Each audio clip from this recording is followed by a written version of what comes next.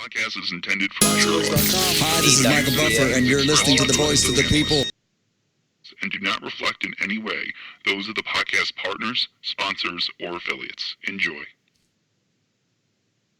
Hi, this is Michael Buffer, and you're listening to the voice of the people. Let's get ready for Boxing Voice. Hey, Daddy, this is Dollar Beat. BoxingVoice.com. No matter what nobody say, man, Spirit, can't nobody fuck with me, man.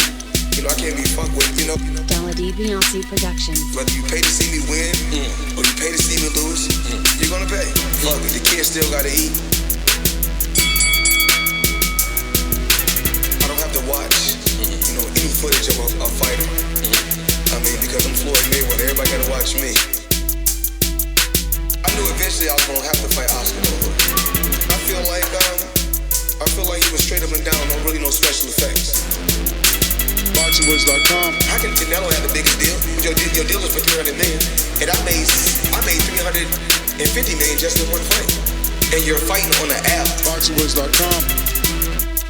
I'm a king, okay? I eat a feast. Every time I eat a feast.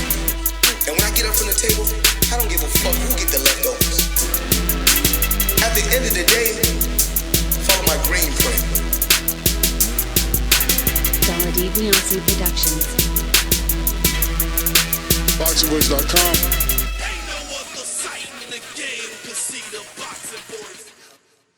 Welcome back, ladies and gentlemen. Welcome back. If everything goes according to plan, which I'm already feeling like it may not, we'll be having Teofimo Lopez Sr. on the line. We're scheduled for 12 o'clock, but they do work out in the mornings. Let's see.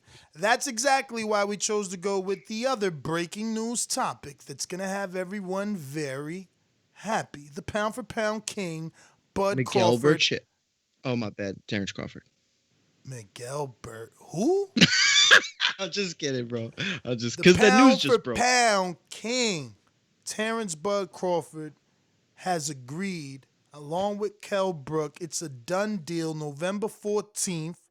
They're saying the possibility of this fight being in the bubble, which is what we've been hearing, but now Omaha, Nebraska is being put in as a possibility for this fight, which would mean pretty much a sold-out crowd. We know that Bud sells. Now, we've been reporting on this for a minute, and, there's been negotiations back and forths. I guess we're happy to report that they're no longer disputing about money. It's signed, sealed, and delivered, and we can be looking forward to, I guess, the fight in the ring, so to speak now. Word. But, I guess your reaction, gentlemen. Yeah, listen, Mario Munguia here with y'all, and I will tell you that I'm happy. It was a weird kind of road to get here, but I'm satisfied because the only other alternative in my mind was him not fighting at all. So when you think about that and you keep that in that context, this is a good thing. And also, I feel like with Omaha, that they're chasing fans, it could lead them to Texas, maybe. And obviously, that's just me being biased and wanting that. But yeah, man, I'm absolutely happy. Absolutely, 100%. Call you happy, joy. How happy were we? Because we talked a whole lot of crap too, and people had different matters of opinion. Are we really happy now? Mario's always been happy though. He's always been happy about Manchester this. Mario. I was good with it. I just didn't like all the pump fakes. Ugas, Thurman, Porter. Like that's the only thing that bothered me was the pump fakes.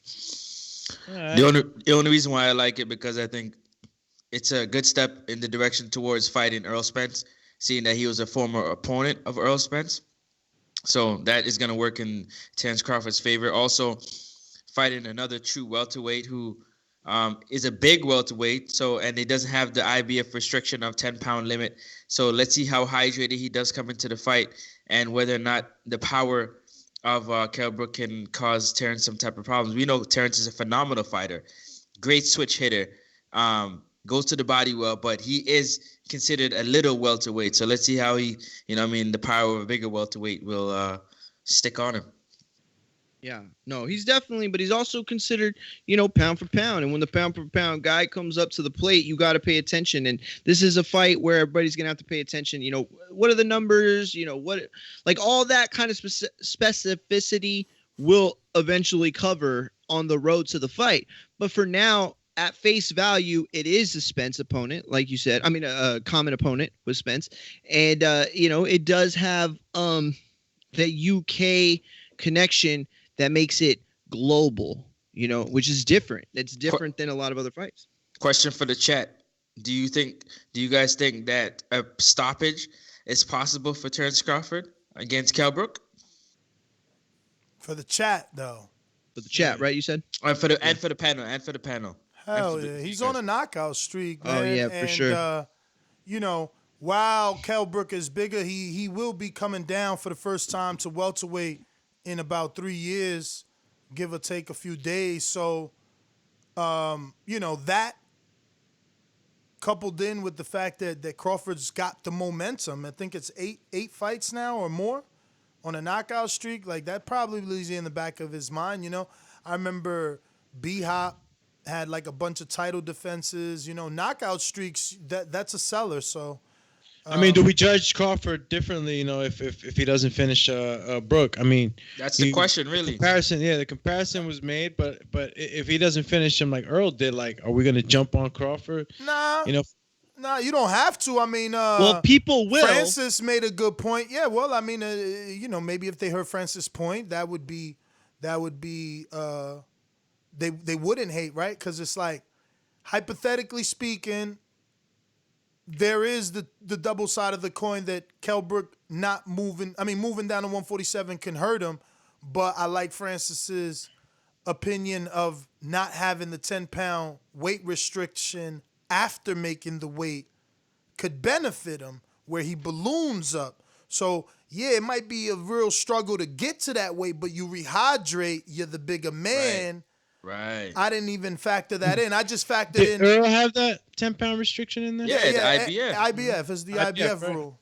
Yeah, they always got that. But look, I think that first of all, styles make fights. Like I don't want to come in here because I know people are gonna be, he sounds like a Bud fan right now. If he doesn't get the knockout, which shouldn't matter.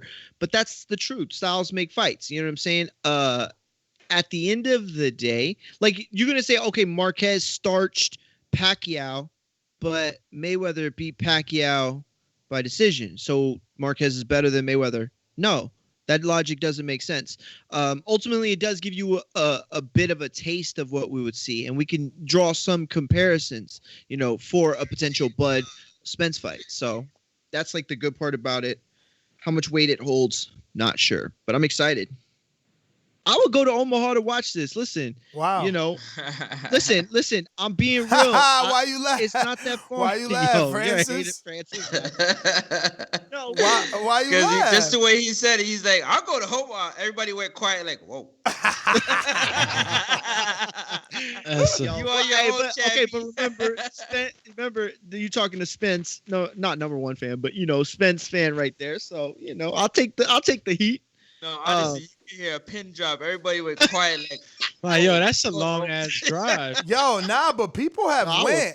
I think a lot of people went, like in the boxing community when it was Gamboa. Didn't that happen in Nebraska? Yes. Yeah, yes. I remember a lot of people when I was heavy on Twitter. It was like a lot of people went.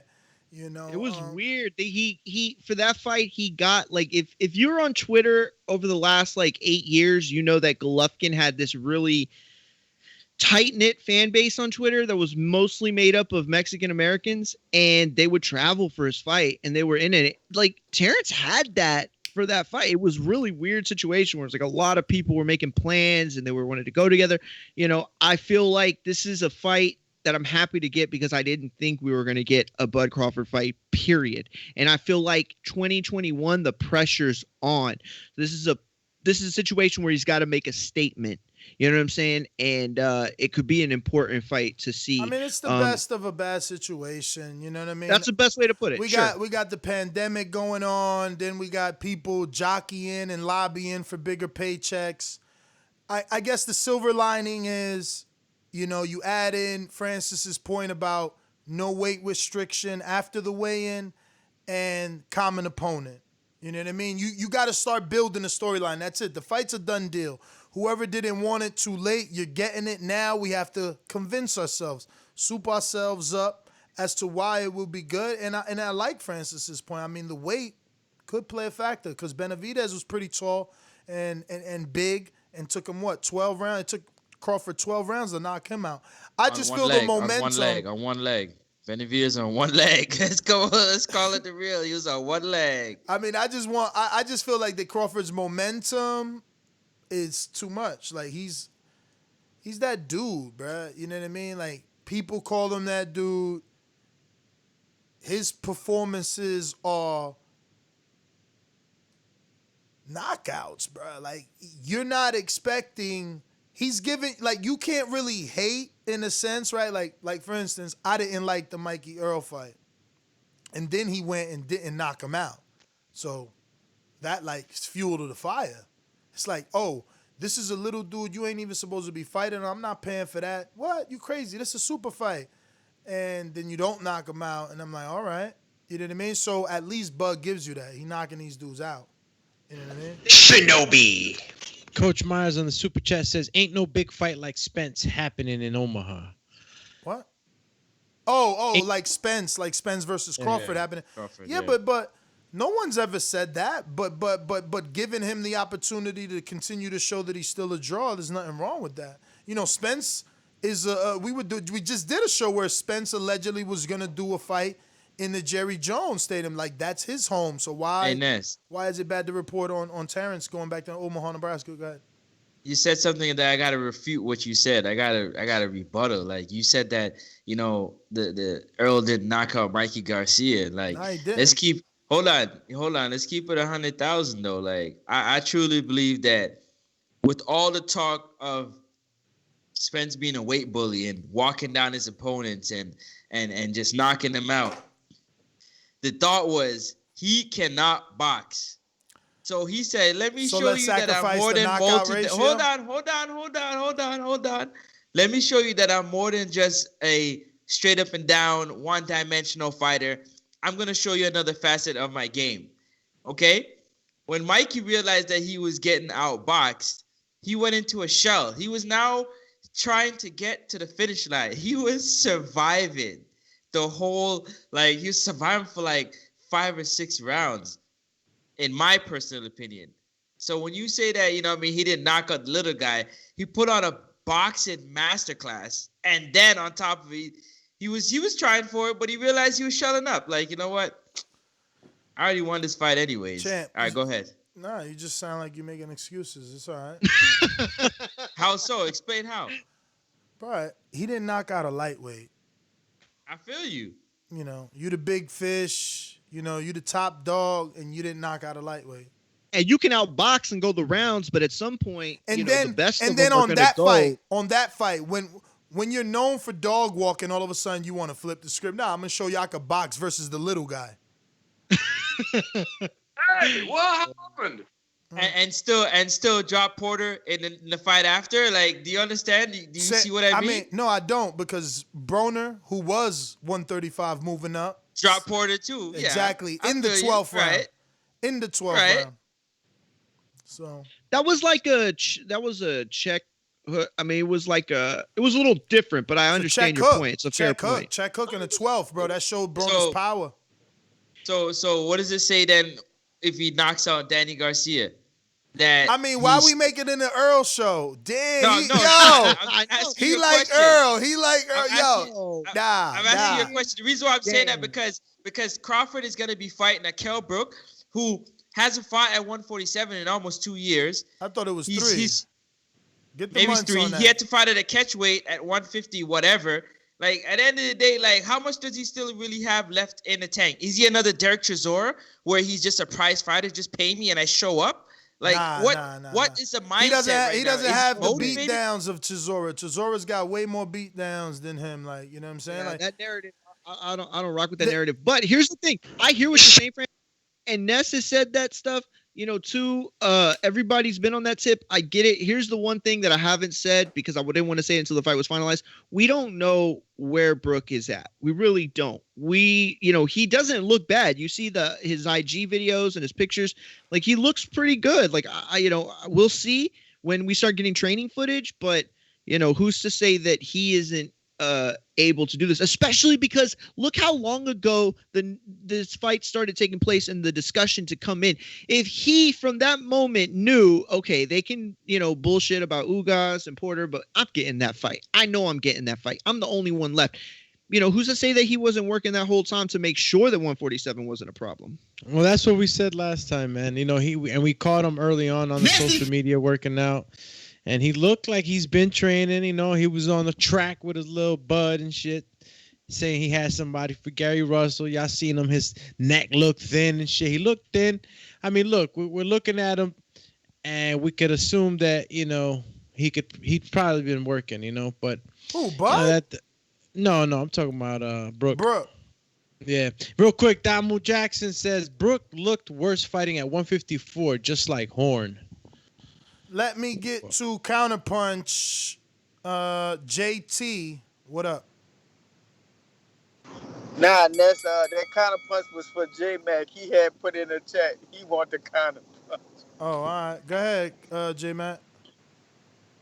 Can y'all hear me? Yep. Yo. We hear you. Okay. What's the new dude name? Francis, man. I knew a day and time was gonna come when we was gonna have a disagreement. First of all, these dudes, Bud being the smallest welterweight, arguably we can say he's the strongest. He fights with the most balance on his toes, remaining, being able to distribute his punch and what have you. And we go down, break down these fight styles. A lot of guys can't move around country like him. And these guys at welterweight, they're not big enough to body him.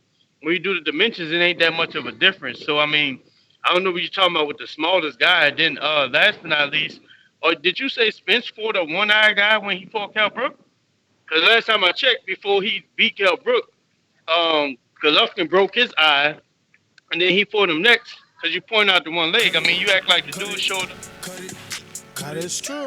No, but he had the opportunity to vacate the title. He decided he wanted to be a true champion and lose his title in the ring. He had multiple extensions to get complete rest from his right eye.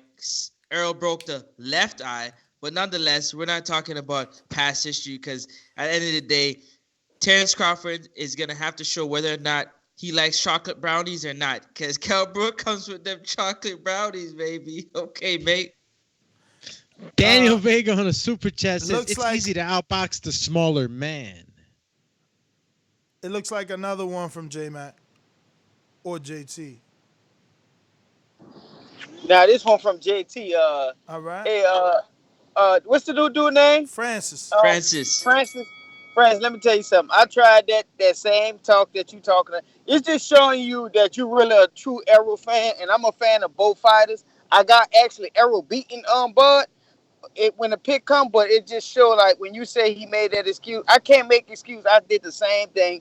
Maybe, yeah, he was trying to show everybody he can outbox Mikey Garcia. Nah, man down. That's what he promote. He should have got Mikey out of there. So now we gotta go back to the drawing board. Maybe it was condition issues that he had in that fight that couldn't get Mikey out of there. He did outbox him, but that was a smaller man. When you in the ring with a smaller guy, you could do a little more things in there because he's smaller than you. He might be skilled, but I'm naturally bigger than you, so I'm gonna do them things that I like to play around and do because I'm actually. Yo, that's a good point. You made my point because I was debating Francis about that too. Outboxing when you running around here talking about man down and the littlest man you couldn't put down. Just saying. Dog, I'm just saying because we don't got the same energy. We don't got the same energy. Like, when Gennady stopped getting knockouts, we all like, oh, you see, told you, bum Lufkin. Oh, why it don't be real like for across the board? That's why like I give Broner credit for them late knockdowns. It's like, yo, he got pop. He lost, but he got pop. You know what I mean? Maradona told us that. You got to give dudes credit, man. You got to give dudes credit. But any more counter punches there, Doomy? I mean, super chats? Yeah, I didn't see any more counter punches. All right. Or super chatties. So, I don't know. I was going back and forth with Lopez, and he's like, wait, what time is that in Jersey? I'm like, champ, right now, Tom. Yo. They Vegas time. They what, 9 o'clock right now? So they're have here they in said, Jersey. They're here in Jersey.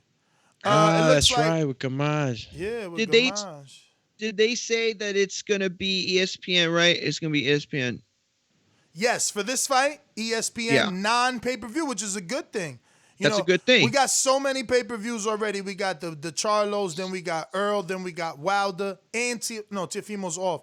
So shout out to the boxing gods, man, for making these guys make the right decision of not putting it on pay-per-view and just overflowing us with too much money wastage. Hey, Ness. I gotta get it off my chest, man. Are you trying to tell me that if I tell you that I'm gonna come in the ring and I'm gonna box you and just show you a boxing lesson, I'm not even gonna worry about you said that after, bro. You said that after. That's the problem that we having. You said he said that before. Nah, he said that before. Go back and look at it. He said that before. You know what we heard before? Man down. Oh, that's a fact. Oh, that's a Sit fact. down somewhere. Sit down somewhere. Man down.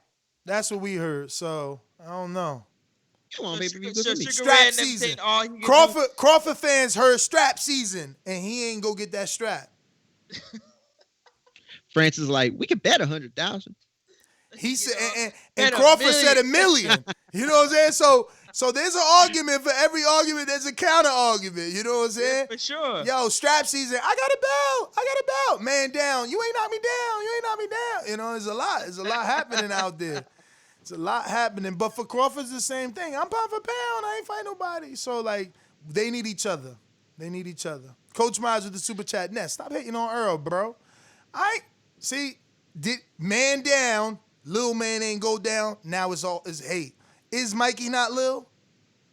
He Lil. He Lil. Yeah, big ass. He ain't Lil? With the little ILL. I don't get it though. Coach Meyer said, Ness, stop hating on Earl, bro. Like, I don't think it's hate though. Like, I think it's just truth. I mean, it's just true. Like, how is it hate? Oh, that was dope, Mario. Pun intended. The truth. I get it. I see you, el cerebro, la mente maestra. I see that. Nah, damn, Teofimo. I'm about to just send him the link and hope he jumps on like yesterday because I don't know what's up. Is this another counterpunch, JT? Call you Linkovich. JT. I don't think so. Nah, negative. That I was trying to alert you no for problem. my brother. I got one counterpunch. I'll let you know again. I think that's another one for your brother. I see him. I'll take it. Nah, I just take it. Hey, I'm just send it. I didn't send it. Hey, man, I'm glad this day came because I was just laughing at 704. He said your honeymoon over. He talking to you, Francis. You say the wrong thing on this show, you find yourself in a verbal beatdown. I love how I'm always armed and ready to go. I hear you. Trust and believe. Sit up here and make that argument for Errol. Errol said after the fight he went for the knockout and what have you with Mikey, but something happened there. It's just when you're the bigger guy, normally when you can outbox somebody, you show your skill sets to where you can normally get them out of there and stuff like that. That never happened. And I'm always been curious to know why the bigger guy couldn't beat the little guy, Mikey, that moved up 2 weight classes. Back to Mr. Kell Brook. The reason why Bud can't get that knockout, I've been watching Kell Brook. Kell Brook leaves his feet when he throws his punches. So one, that takes away from his power. 2, I mean, he's still a strong dude because he's a big guy for 147. He's not a big guy for 154. That's why he looked mediocre. But he leaves his feet when he throws his punches. So that means if Bud can take Amir Khan footwork away from him, what you gonna think he'll do with Kell Brook, the guy who leaves his feet when he's throwing punches? That's my call. Listen, let me get back at it. You answered my point exactly what I was making, exactly what I was saying, at the fact that before the fight, a lot of these top boxing legends were saying that Earl cannot box. He doesn't have the ability to box off the front foot or off the back foot, going east or west. He didn't have the ability. So he was enamored with all the talk about what he can do. He's only one-dimensional. He goes out there and he shows it. Now, mind you, I did say, again, in the middle to late rounds, he decided, let me try and get this guy up out of here, seeing that I got him hurt right now. And He didn't. So he took his foot off the gas. I'm dominating this fight. I didn't get the knockout. He wants to shut up and take it to the 12th round. All right. Moral victory. You make it to the 12th round. That's all I was saying. You know, and I'm not talking, hey, Bud is amazing. I call him 1A, 1B. Whichever one you want to put A or B, I could care less. But they both great fighters. But I felt like he went in there to show his versatility from his artillery. Bars. I'm going to leave that there. Coach Myers on the super chat says if he was on that juice like Nello, he could have got the stoppage. Nello was allegedly on the juice for GG and he ain't getting no stoppage. What happened? And Mario, stop being a fanboy. Today, Ness was just clowning you yesterday. What are you fanboying Ain't about? nobody being fanboy. What you fanboying about? I like to. Are you fan man? I like to see the best fight. You know what I'm saying? Like I like to watch the best in the world fight. Crawford is the best in the world. I agree with Francis. He's 1A and Spencer's 1B. And so y'all see what I did there. Yeah, But yeah, exactly. man, I like it. I mean, it's not like the fight we want, obviously, but think of the alternative: Crawford not fighting at all, and then having to take some random type of tune-up fight before he would be able to even get in there if a Thurman fight presents itself, or hopefully a Spence or a Porter or a Ugas, somebody next year. But this is a situation where he's getting in so that he can be ready to turn it up in 2021, which I fully expect him to do. Anthony Edwards, Cincinnati Cobra says 4 weeks left, Mario. Little devil emoji. Counterpunch JT. Oh. Yo, yeah, Ness. I'm gonna say it again though. Francis, when you a big guy like that, yeah, it makes it look like you can box more. All Errol did was keep a jab in front of Mikey Garcia's face like anybody would teach him basic fundamental boxing and stuff like that. So we're gonna see that same boxing business. Like I said, I'm not hating on Errol. I'm an Errol fan. I got Errol beating Bud, but I know Bud can beat Errol, and I know Errol can beat Bud. I just know how to do it in their setups.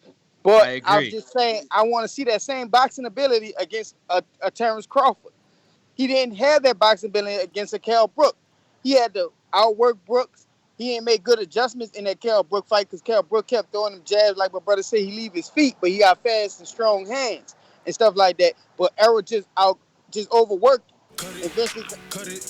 And that's what we're going to see. And that's exactly what we're going to see in this fight, is whether or not Terence Crawford can get over the jab of Kell Brook and a couple of them chocolate brownies. That we're bringing the full back. Do you think it's going to be in the U.S. or in the U.K.? Well, the fight's definitely not in the UK, and the two places that's being talked about is the Vegas bubble with Top Rank and possibly Omaha, Nebraska, which would be an amazing thing for fight fans. Would there be fans, or would it be a bubble in Omaha? Possible crowd. No, possible crowd. Okay. Possible crowd. Okay. You know, if Stone Bone's on the line, we need to cut to him and see, you know, he's from out there and see just how things are, how open, and what's the possibility. Anybody that follows any other sports, if you've seen a game take place in Omaha. They 50% out there, you think? I mean, I don't know. I could look it up right now and tell you guys to see if we could get us out. That would be amazing, man. Super chatty. Why you cut yourself off, dog? Come on, man. No, I'm looking for information, so I could do that while I So after Coach Myers, did you get to him? Yeah, this is the second one from Coach Myers. There's no Olympian that can't box. You sounds stupid, Francis, saying Earl can't box. I don't know. Emoji. The next one is from Damo Jackson, who says, easy to outbox when you have height, size, reach. And then we got my Jimbe, who says, when was the last time anyone said, I want to see that fight about Bud fight? Hashtag Pie King. Pie status. Yo. That is a very good super chat. Let me be honest. Who said that, Majima? I know it's funny, so y'all think I'm coming from that angle. I'm talking about from the facts angle of it. Like, when's the last time we was like, oh, snap, Bud versus Benavidez. I can't wait. Oh, snap, Bud versus Kell Brook. Yeah. Like, yo, he got to. Okay, but isn't part of that based on the fact that he's so good that it would take the upper echelon for us to actually believe he's being tested? So I mean, there's two Upper, sides of upper? that. There's two sides of that No, narrative. I don't know what you mean upper. I mean, I'm pretty sure. Like I'm three pretty. Hold on. fighters. I'm pretty sure you could come up with 7 names that you'd rather see than Kell Brook. Of course, but all I'm saying And is I only that you're picked 7 because you it's and God's Majimbe. number. No, of course. But all I'm saying is you and Majimbe are saying it's like, oh, when's the last time? Basically, we felt like Crawford was in for a real fight, right? But part of that is because he's so talented. You know what I'm saying? Like he's at the, pound for pound #1 status, 1, 2, 3, somewhere right there. That it's like it is gonna take the top of the top to test a guy like that. Listen, public service announcement. We got 260 plus watching right now. We only got 66 thumbs up. Do me a favor. 1, 2 to subscribe and the thumbs up button at the same time. Let's go, champ. Shout out to professional fighter Troy King, Killer Entertainment, saying, "Good work, keep working, but late stoppage." Here you go, champ. Thank you for tuning in to the programa. Listen, man, I'm just happy that we could probably have fans and that we get this one out the way. Because if he didn't fight this year, next year he would need that one to get the rust off, the whole pandemic rust. So, we're getting it out the way, man. We're getting it out the way. Speaking of out the way, I think Teofimo Sr. pushed us out the way. Let me see. Yep. So far, No nothing. matter what the I think we got a people counterpunch from JT. Am I right? JT. J to the T. Nah, negative. I did my vote for the day. Y'all taking away from that $80 Charlo fight, man. I gotta put 20 more on there now.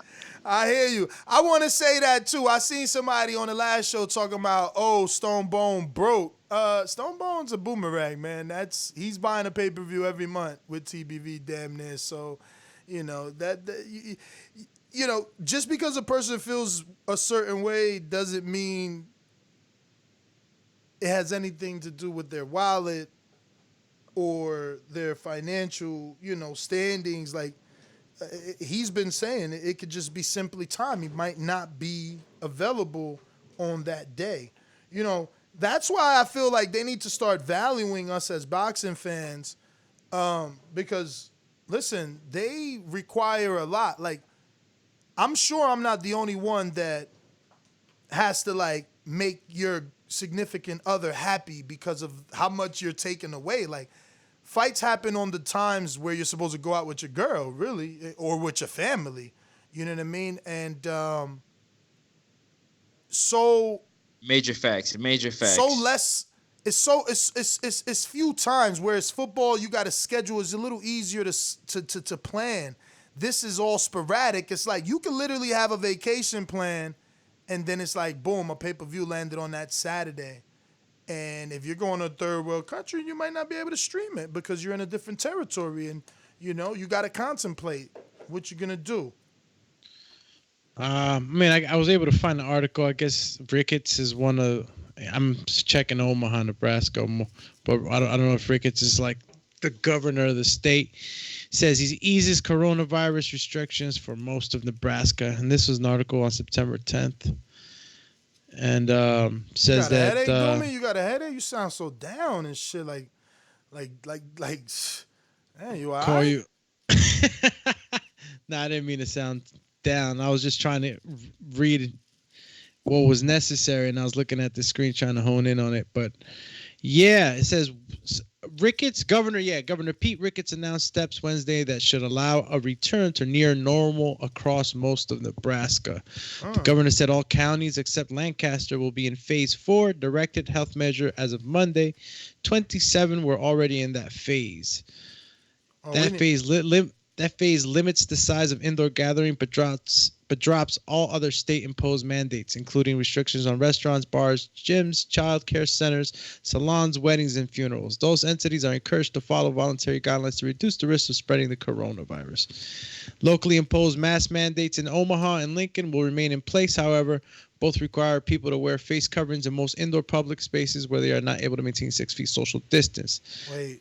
That sounds like the big gatherings are still on lockdown. Said, what did it say about mass gatherings? Mask. Oh, mask. Okay, I understood mask.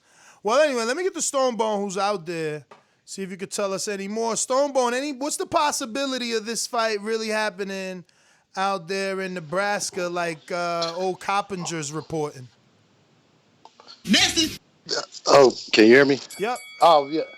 Oh yeah. From what I'm hearing, there's like a couple locations they looking at.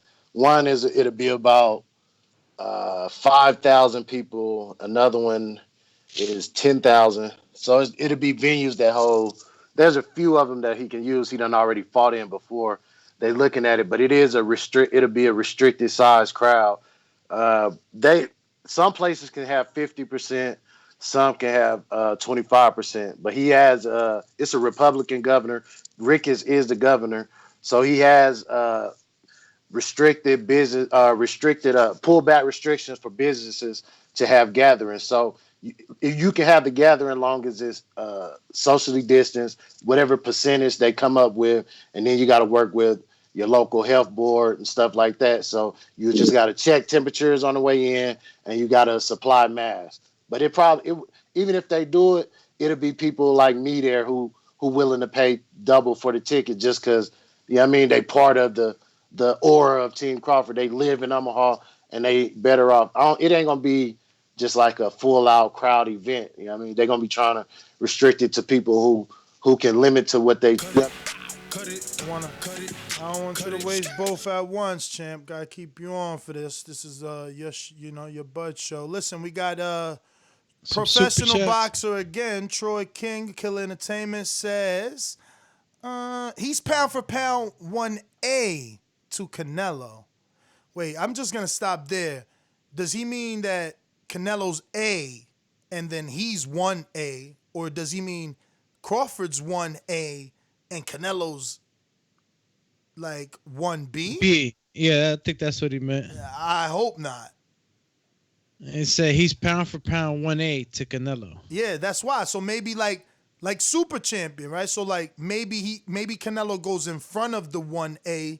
Because, okay. You know what I mean? Because I don't know. I'm hoping. I don't know. But anyway. Oh, yeah, that's exactly that made a lot more sense. He's the 1A to Canelo. Yeah. So Canelo's in line first, and then he'll be the 1A, and then the 1B or whoever else would be following. He says got a few more. Wait. He's not done. I paused it because it was a bit confusing, but it was a conversation itself. That's a good super chat when it's thought provoking. He says he needs Earl or Manny. Champions fight champions.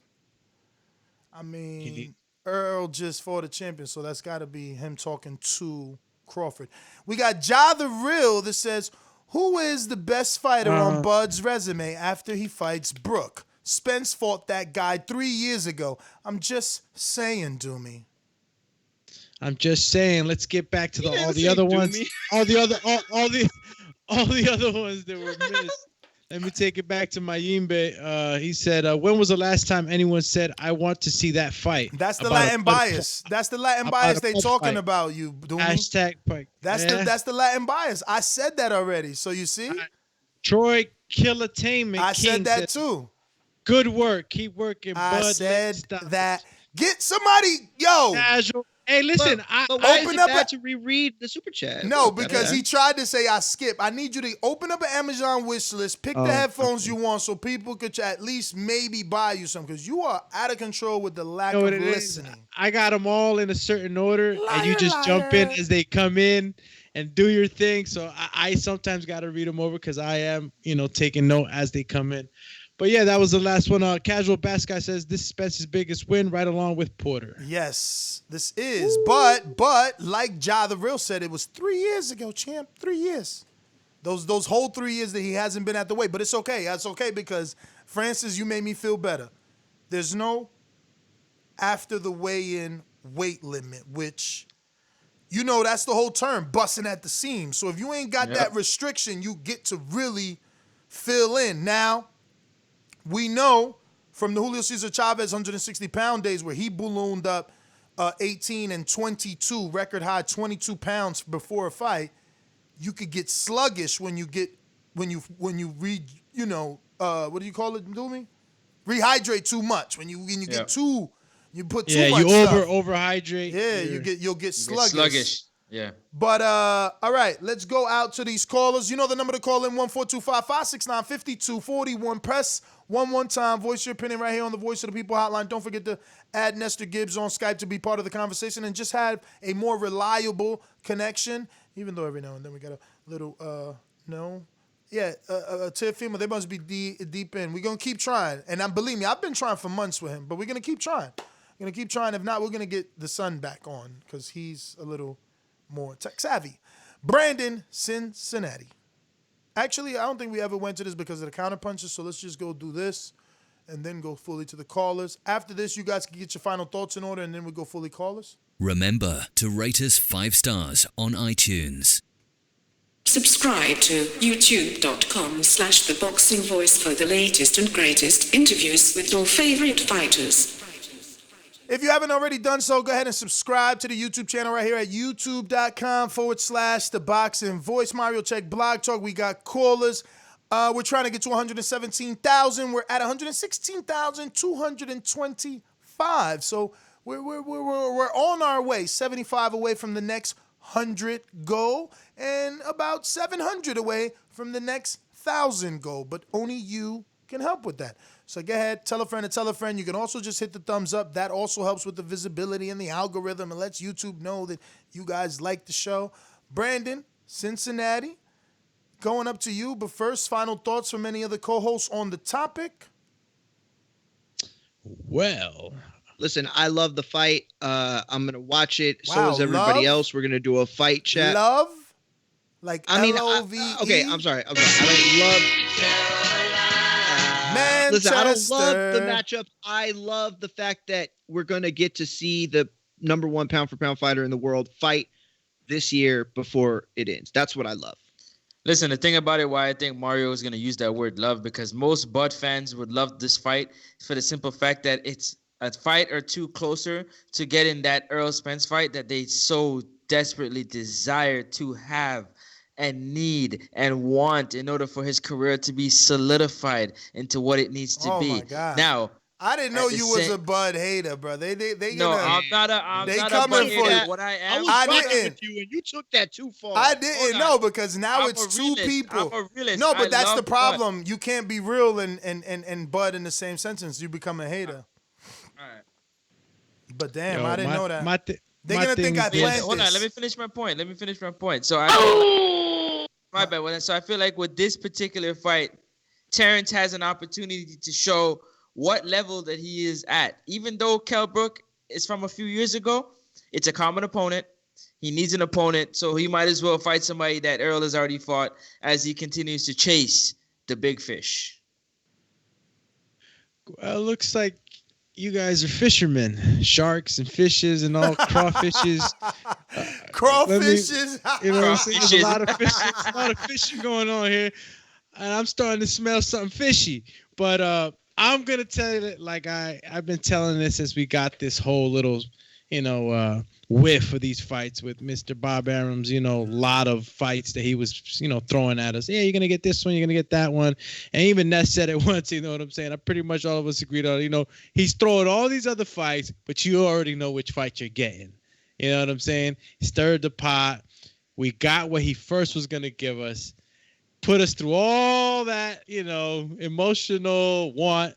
And this is what we're getting. Look, if we get in the Kell Brook that came in, 4 months out training already, and he was just trying to keep in shape, then we're bound to get a good fight. Don't count him out. Orbital broken bones and all, he's still a fighter, and I think that he'll present a lot more problems than Gamboa did, and Gamboa is the one that sticks out the most as far as appeal in the whole marquee breakdown that we keep trying to find in Terence Crawford's resume. So you know what? I'll take it. It's gonna be a good fight. Is he gonna break Kell Brook down like Errol Spence Jr.? I don't know. Is he gonna? I'm saying, look at him, y'all. Is he really gonna do that? I don't know. Can I judge him if he does it? Probably won't. He probably won't knock him out or stop him, but he'll probably make him look silly. I think that he is the better boxer. He has the better range.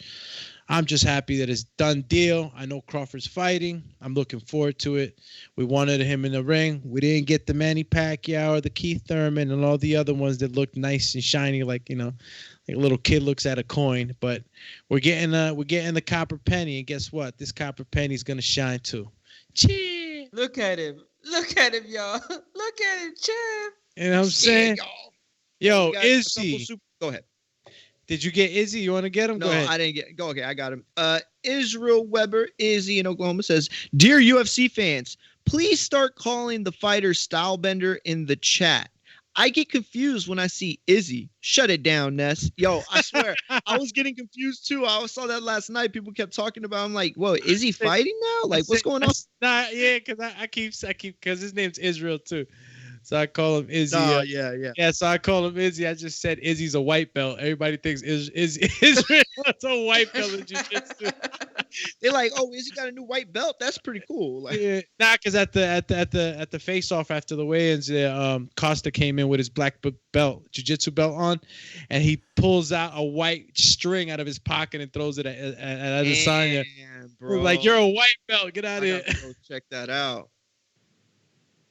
Yeah. Ito Cool says, yo, what's up with y'all with that garbage talk, man? Like, really.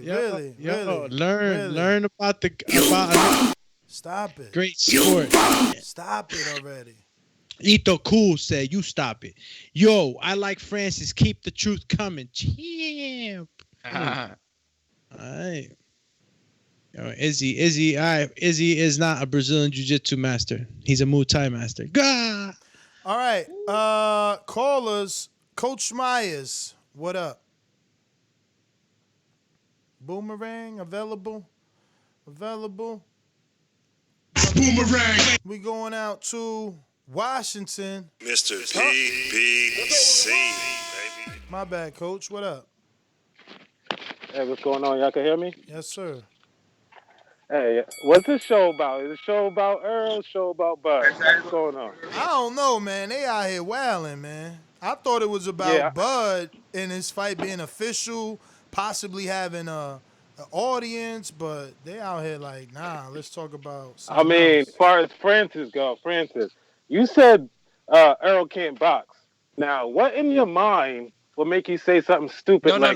No, not me. The legends and the boxing pundits were having an issue whether or not Earl can box based on his fights of just walking down his opponent. Remember, a lot of people were picking Mikey to outbox Earl. They were wilding out here, man. Wilding for respect. I hear you, but at the same time, this little Brook fight, it's nothing too interesting. We still waiting for Terence to actually step it up. Shout out to J-Mac. But, it's man down over here. But, hey, listen, since when do we respect the victim instead of the shooter? Now, Earl's a shooter. He's unified. He's fighting these top dogs. And then we excited for this Brook fight, knowing that supposedly Terence supposed to be this number one pound for pound. He need to step it up. We need to start respecting a little bit more than Terence. That's my call. All right. We going out to Seattle Zone. Mr. PBC, baby. BoxingVoice.com. I'm the finest. Canelo talking about he believe he can win. Go to my kitchen. Get the sharpest knife. Cut the bullshit out. I don't care what you do good. I do every fucking thing great. Mr. PBC, baby. Yeah, hello? Can y'all hear me? Yes, sir. So we're talking Kell Brook and Crawford. Yeah, done deal. Done deal. November 14th, ESPN. It could happen at the Las Vegas Bubble or Nebraska with a crowd. Wow. That's crazy. That's dope, but it ain't no good fight to me. I'll watch it on the reruns. That's dope. TBV for life. Yo. That's 1 week before Earl's fight. You know that, right? What? Yeah, that's 1 week before Earl's fight. Marketing, baby. That's how you keep a guy hot. Bob did this with Pacquiao all the time. Everybody that Floyd fought, Pacquiao fought. That's how you do it. That's how you do it. Listen, we're going out to Trey in the Bay. What up? If you're calling us on Blog Talk, remember you got to press 1 time to let us know that you want to talk. That number to call in, 1-425-569-5241. Press 5241. Yeah, 52. Am I right about that? What the hell? I'm bugging right now. 569. Yeah, 5241. Press 1 time. Trey, going once. 2 time. Info Joe. California, what it do? Joe? You avail, Joe? With that intro. Nah, he ain't avail, bro. I ain't see no flash. Oh. J-Mac, New Orleans. You know how these bitches is in the sport. Total disrespect. Kid has no class, no style. I'm a gorilla, I'm a dog. I'm a dog, I'm a gorilla. The smartest thing you can do is to stay away from Terrence. It can't be the boogeyman if I'm chasing. You want to bet on? You can bet 100,000 on that. Let's bet $1 million. Easy. Let's bet $1 million. Yo, can y'all hear me? Perfect. Coach Myers, don't shout me out and then drop some salt on it. How you gonna call your boy a shooter when he ain't coming across the street? Before Bud moved up to that division, he was out there saying man down, strap season, all he want the belts. Then that little bitty guy, like the co-host, I gotta catch your name, bro. It's go Francis. Francis, my bad. The little bitty guy, he moved up and said, "Hey, can I get some of that smoke?" Then he want to start talking about the easy route and you gotta call L and all that. So don't be out here selling them wolf tickets. We know Bud want that smoke with Spence. As far as everything saying about Kell and Bud, man, I mean, I didn't already say that. I didn't say my piece. I got Bud possibly stopping Kell 9 through 11. 9 through 11. That's what I'm calling. That's my first call. Well, let's go.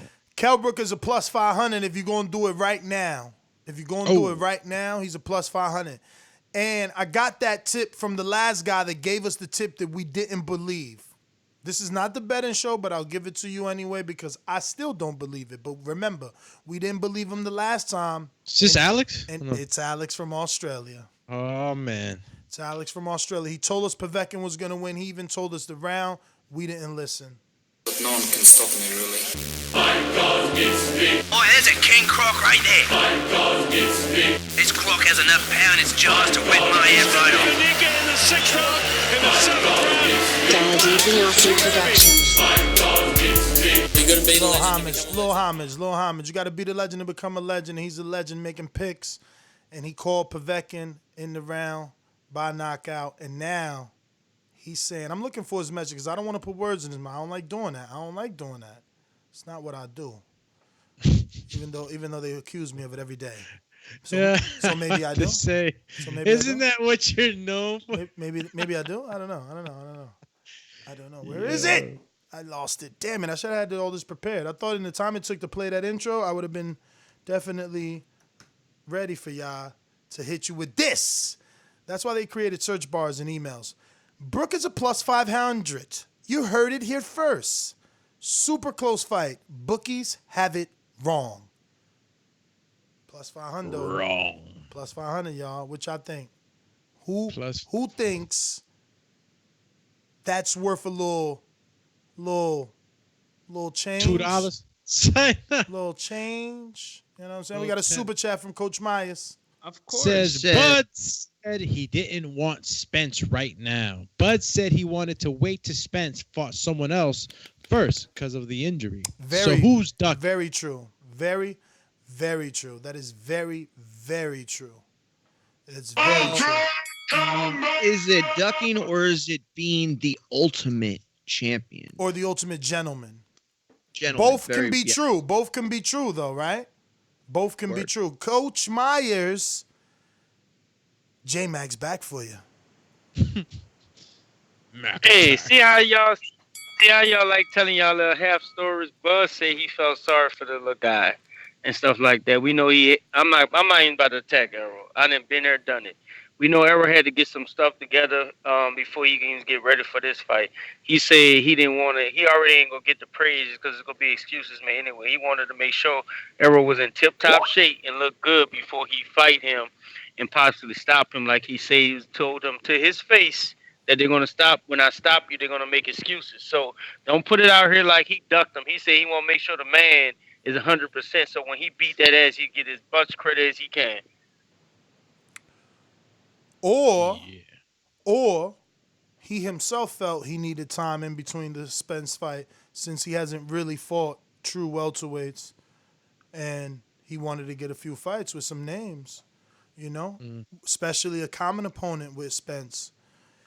Maybe him and his team told him that was best, because I can't understand how we ended up here when his trainer told us that they would never fight Kell Brook and that they didn't want Kell Brook. So maybe they seen the strategy in facing a common opponent. They see chinks in his armor. They see chinks in his armor. In whose armor? In Brook's armor. Oh, I mean, didn't Gennady and Earl put the chinks in his face? Candy Slim 501 on the Super says Kell got more time to prepare for Bud than he did for Earl and less weight to cut. True. Kell versus any other welterweight would have you creaming y'all pants. Bud too good. Creaming y'all pants. No, Yo, listen. Candy makes a good point. I'm happy both he and Francis made those points, bro. He's right. Listen, Kell fought Gennady at 60 and then had to face his mandatory. He has had a lot of time to be, training, and you could walk every day. You could walk every day and lose the weight that he needed to lose in the amount of time that it's been, literally. So, damn, both of y'all make two good points, making this fight a little bit. He got metal plates too now in his Actually, face? that's 3 damn metal plates. Get out of here, Bionic Man. Man, we build him stronger. Yo, that is actually good. So now we got Kell being able to gain weight after the weigh-in without restriction. Plus, we have to factor in that the struggle we believed would be there may not be that much of a struggle because of the amount of time. Remember, these guys also met up last year, so he's been wanting to fight, and by he, I mean Kell. But let me double check if there's any other super chats there. Oh, yeah, there is. Coach Meyer says, so will Danny get credit for beating Spence then? Yes, he will. Bud shows no energy to face the top 5. No energy to face the top 5. The top 5. Yes. Canopy Foreman, I live in Omaha. Nebraska college football is back, and they allow fans. Yes. That's what's go. up. We might be going to Omaha. Omaha. Come on, do us a favor right now and smash that thumbs up button and the subscribe button. Smash the thumbs up button and the subscribe button. Share it. Tell a friend to tell a friend. We out here, TBV. We giving you Air day. live commentary. Multiple times a day. Yo, Rob the producer says titanium. Mario, Google that, man. Is he putting out false UK superhuman rumor narratives that I'm looking. Or that his orbital bones have been reinforced with titanium? Titanium is usually, one of the metals used to, to reinforce eye sockets? Not just in period on the body, like for wow. different parts. Damn, vibranium. Or no, what's that? What's the Wolverine stuff? Vibranium is the Wolverine. Adamantium. Oh, adamantium. Damn. Yes, my man. Call Doomy Book of Facts. Stupendous. Yo, let me go to JT, New Orleans. You avail? Yes, sir. To know. So interesting that you come across like a nice guy, but you're really a piece of shit. Hey, that comment. No, that was a piece of fuck you. That was a piece of shit. Rob, we're doing live TV. Man, I don't care. What you gonna do about it? I'll kill this mother. Why do you have to talk like that? Well, I'm talking to you the way I want to talk to you. You have a problem? Turn off your station. I'm the best ever.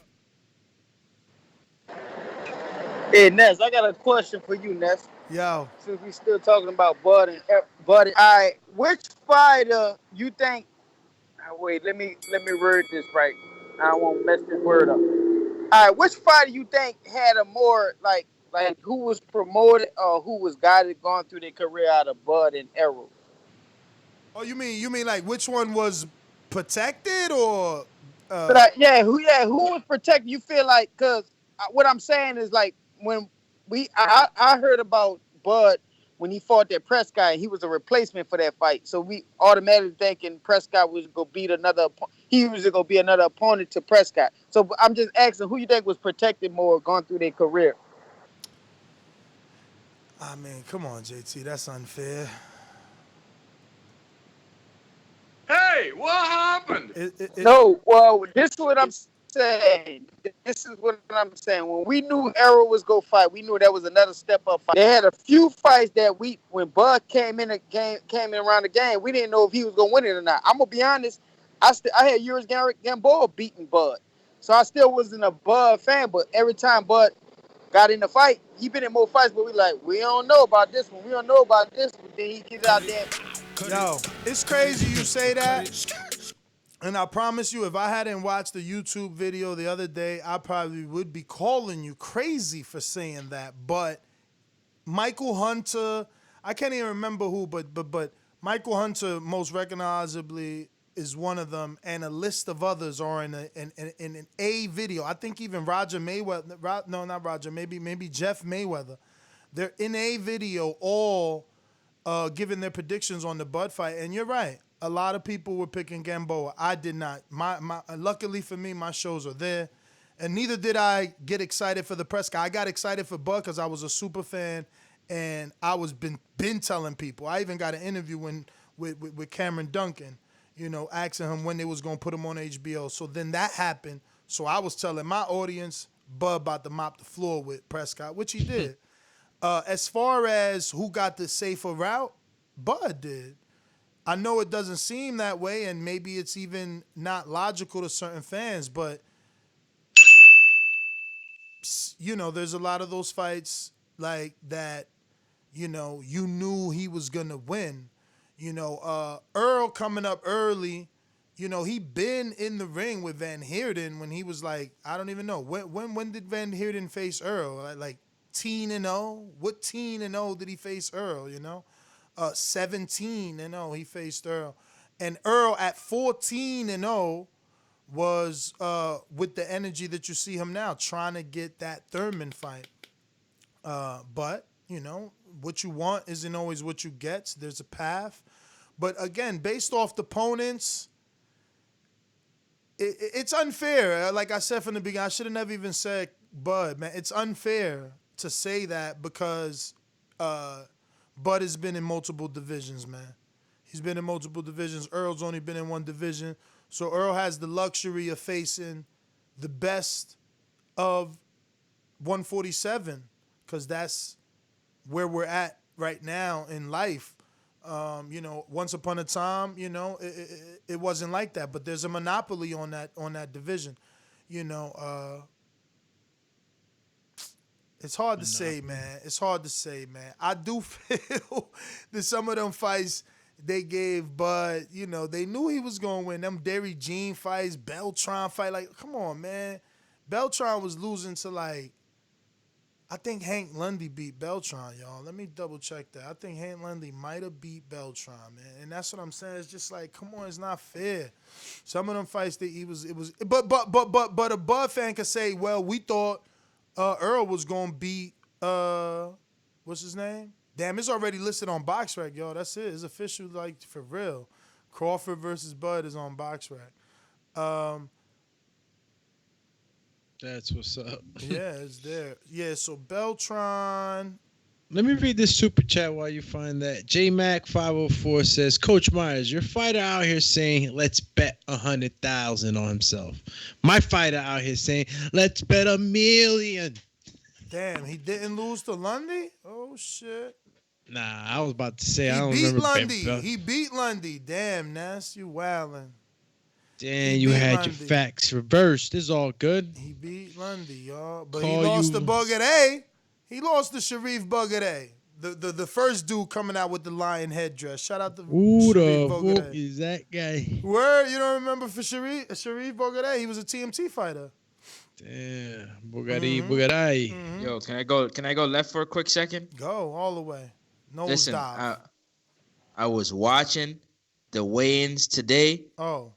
Banana looks huge compared to Charlo standing next to him. Size don't mean nothing. Size don't mean nothing. I know it don't, but that. I was looking at. I'm talking about a condition like somebody that's conditioned like bigger shoulders.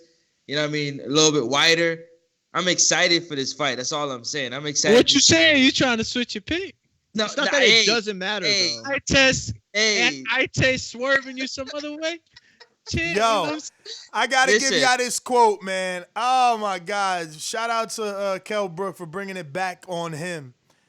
I have titanium plates in both eyes, so it's mended, and I've been sparring with heavier guys, and not had any problems.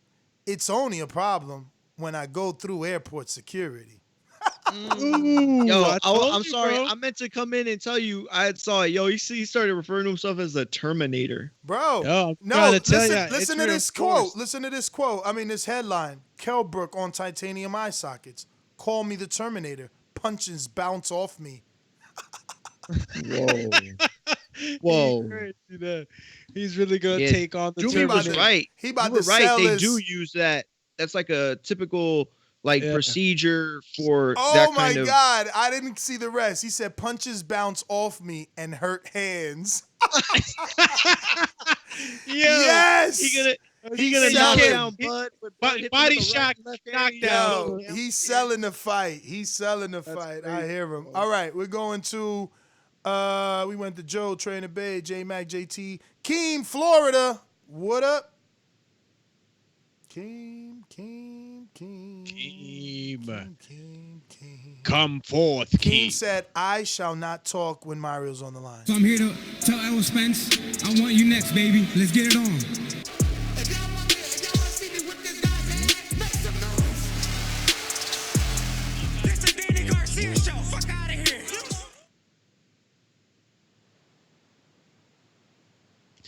Damn, Keem ain't ready for the sauce.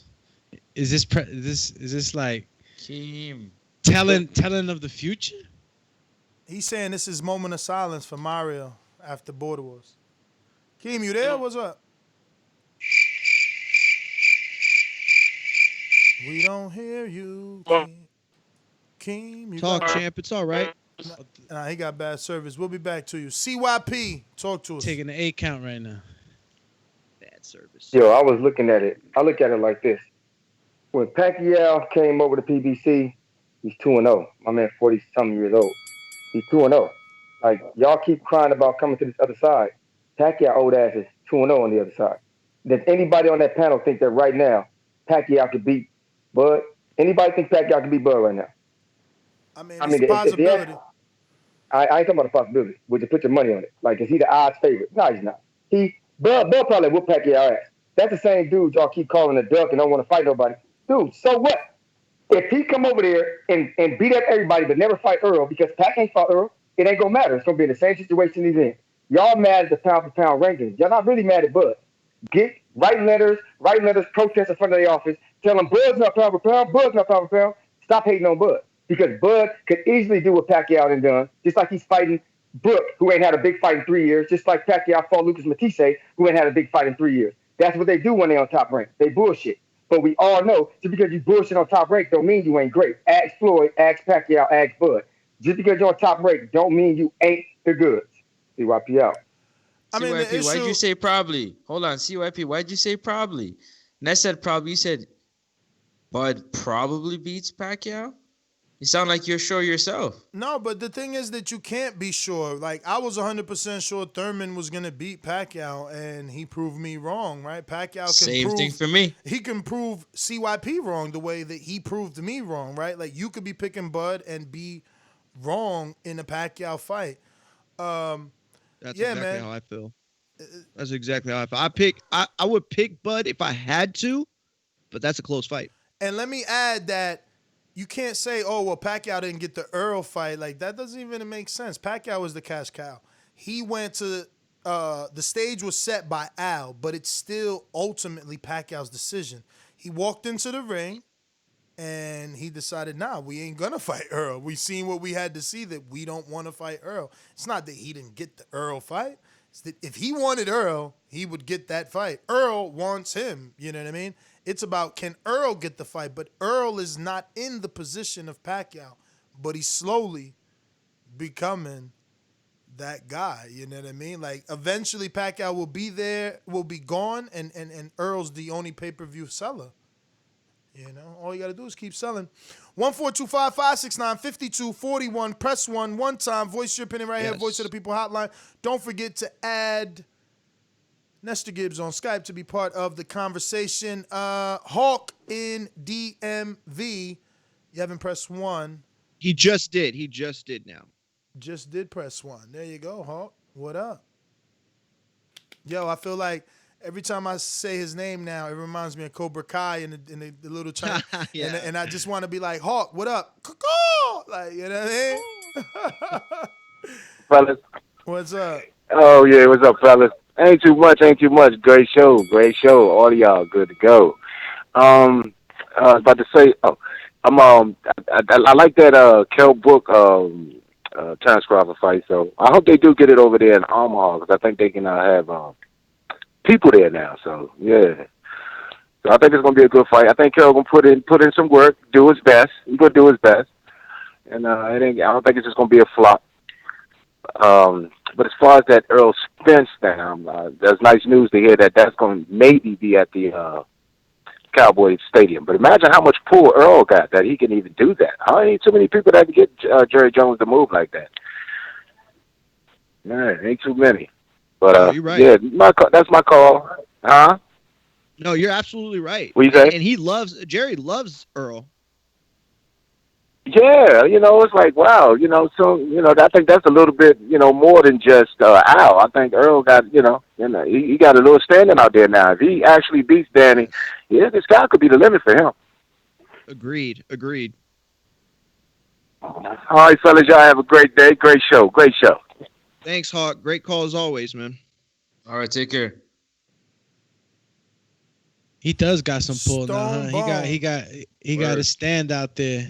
People know him. The people and the other sports players, they in that matchup he had with Garcia, a lot of them were there. So it was like he had full support.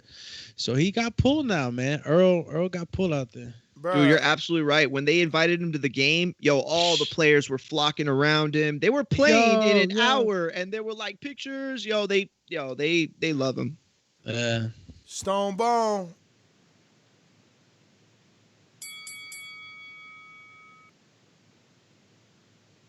Stone Bone. Uh-oh. Busy right now, champ. Brandon, Cincinnati.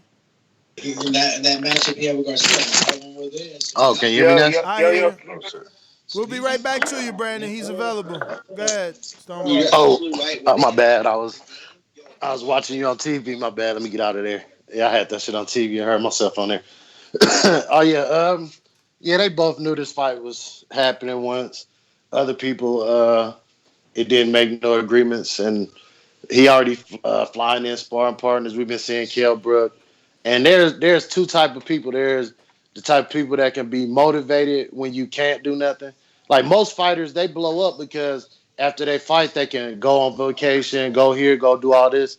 But it's been a lot of places been locked down. Depending on what state you in, you ain't going to do all these exotic things you would normally do after you get multiple hundreds of thousands of dollars checks and then have a vacation. So you ain't had no choice but to just get up and work. You sitting here watching all of your peers and your opponents out there on Instagram and stuff like that working, talking about you seen Earl back in what is it, March, when he was jogging with the bandana on his head, with his hair kind of getting dreaded up. You're like, man, he ain't fighting no time soon, but he's like, I'm healthy, I'm building myself up. That's when he was doing interviews talking about he was 190 pounds, almost 200 pounds.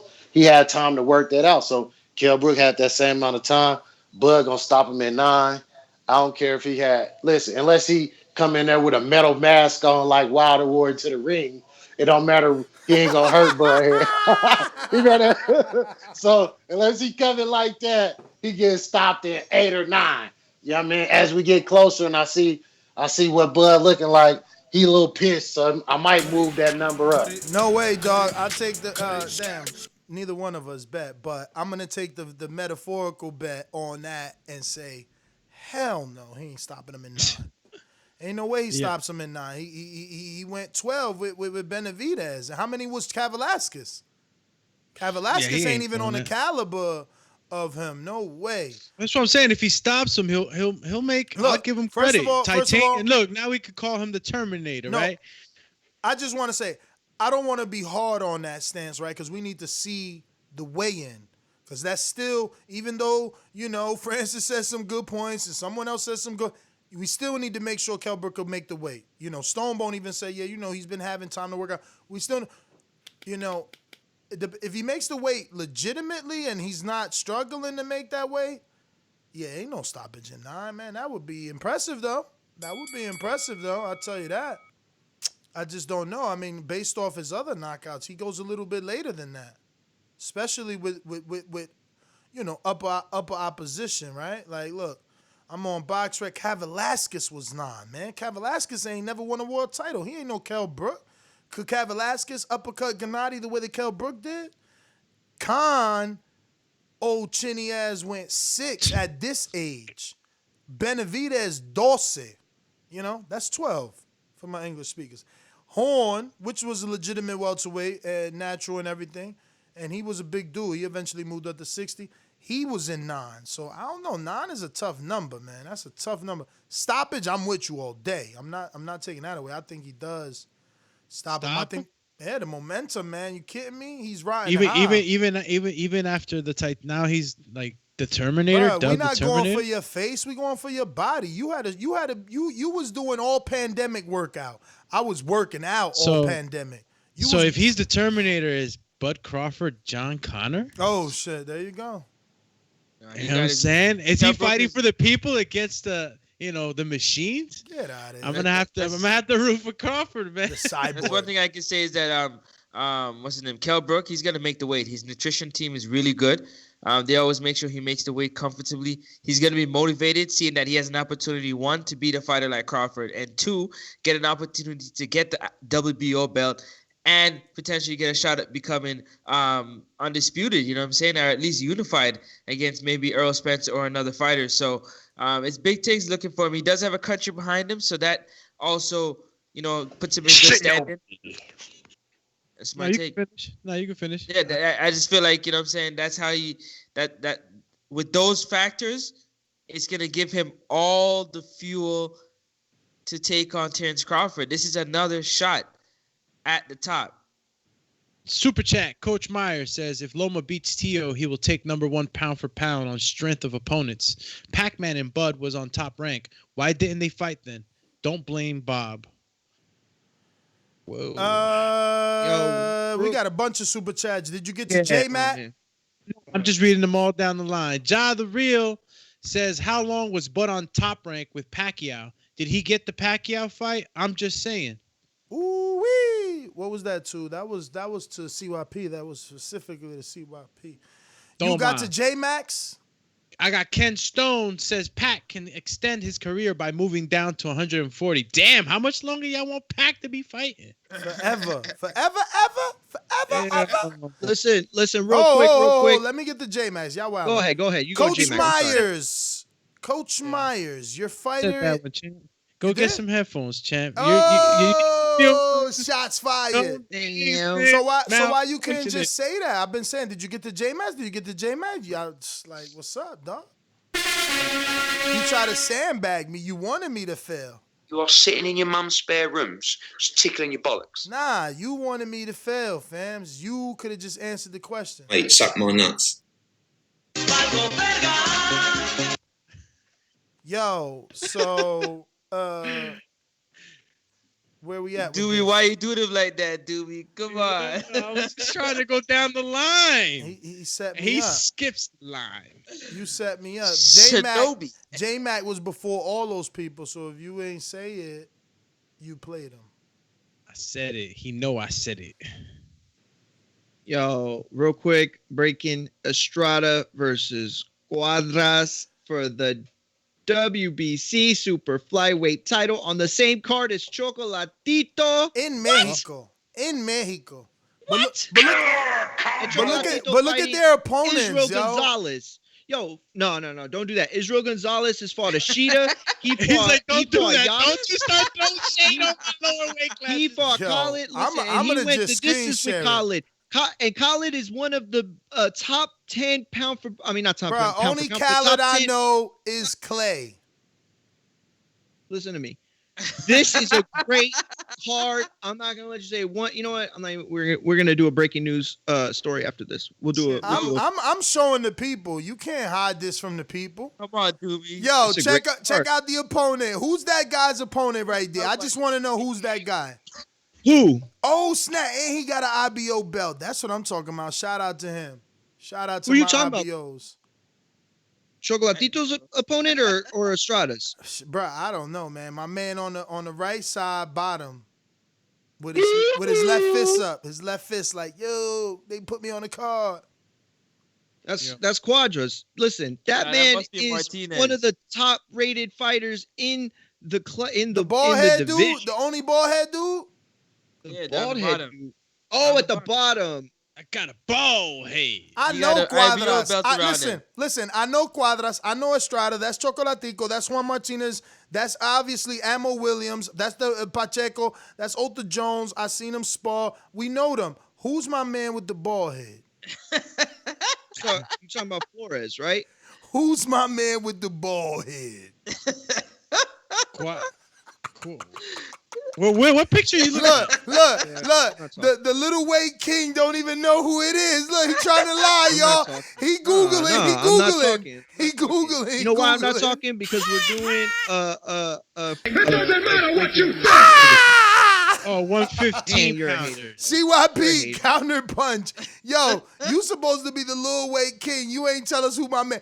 Who is my man? He said, I got a bald head. CYP. Go away. Go back to the docks where you belong. CYP talk to us. Yo. For one, my whole point is that when Top Rank has a guy and they say he the man and he's on the pound for pound list, he ain't never wrong. I don't even fuck with Bob, but Bob know how to pick him.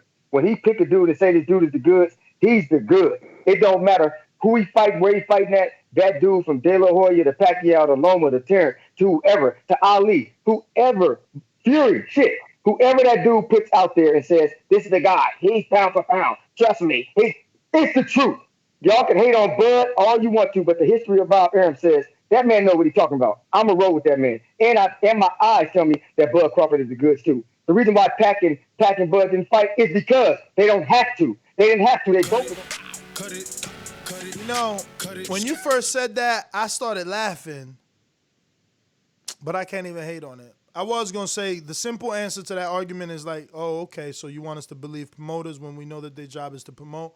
But you are right. You know, that man's promoted a lot of people that are great fighters. Legendary. Yeah, legendary fighters. I mean, Floyd came out of there, Oscar, Mayweather, Ali. I mean, everybody, right? So I can't argue because then you just be coming back and saying the same names that I just said. But that doesn't mean that there isn't a universe that exists where we're not supposed to believe promoters because we know that they lie purposely to big up their fighters. Like I could have not said any of that and simply said, sure, CYP, Pulev in 3, right? Because that's what Bob is saying. And Bob is, according to you, an oracle. Chill, do me. That don't mean I won. You walking. He's so funny. Right. Trey in the Bay. I mean, they're as good as dead. Trey in the Bay. Boomerang. Greatness, Harlem.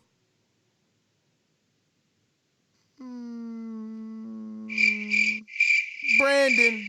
Did we ever get the Brandon Cincinnati? Might have. No, we did. Coach Myers, Boomerang. Look at Izzy. What you say about Pulev in 3, Ness? Yo, y'all hear me? Yes, sir, Coach. So, J-Mac, I understand T-Bud's your man and all of that, but at the same time, when are we going to put some type of pressure on him to fight some opponent? Like, I think personally, if Loma beats Tio, he probably got a claim for that number one spot. I think that drops Bud to possibly 3 with Canelo being at 2 or 1. I mean, at some point, you got to start to fight these guys. You can't sit on Top Rank and keep blaming, oh, come over here, come over here. But at some point in time, he's going to have to fight him. You know what I mean? Fury's on Top Rank. He's fighting Wilder. You know, you can make a big ESPN deal like that with Spence and Bud. So at some point in time, I mean, we out here clowning Earl, but Earl just came off a life-threatening car accident, hopping in with a top 5 fighter at welterweight. You know, saying he's not ducking anybody. You know what I mean? So we got to start putting more pressure on Bud to fight these guys. Good call. Joe doubling back info. Joe doubling back. What up? What up? What up? What up? What up? What up? What up? What up? What up? What up? What up? What up? What up? What up? What up? Smash the thumbs up button. Smash the subscribe Brandon, button. It's ready. TBV. Oh, info Joe's ready. That's what's up. Joe, what do you know? Mr. Info Joe. Pugilist.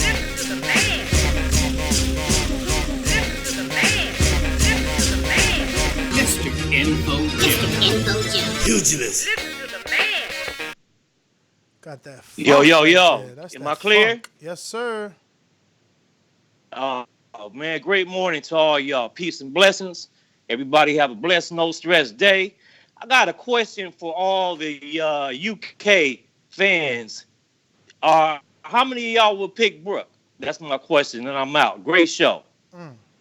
Yo, I got a question in y'all. Did we do something to senior? Why my man hit me up now and say, yo, we spawn.